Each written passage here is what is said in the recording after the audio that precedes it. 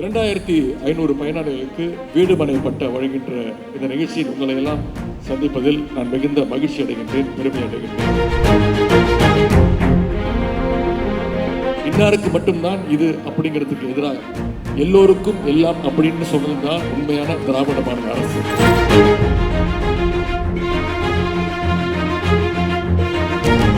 ஒரு மனிதனுக்கு அடிப்படை தேவை அப்படின்னு பார்த்தீங்கன்னா மூன்று விஷயம்தான். உண்ண உணவு, உடுத்த உடை, இருக்க இடம். இந்த 3 விஷயங்களுக்காகத்தான் நாம் அத்தனை பேரும் உழைச்சிக்கிட்டு இருக்கோம், பாடுபட்டுக்கிட்டு இருக்கோம். இந்த 3 விஷயத்தையும் ஒரு மனிதனுக்கு உறுதி செய்வதுதான் நம்முடைய திராவிட மாடல் அரசு, நம்முடைய மாண்பு முதலமைச்சர் அவர்கள்.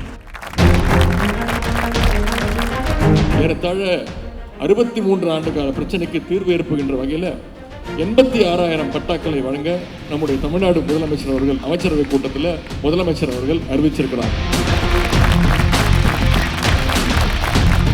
நம்முடைய வருவாய்த்துறை அமைச்சர் தலைமையில் ஒரு கமிட்டி அமைக்கப்பட்டது.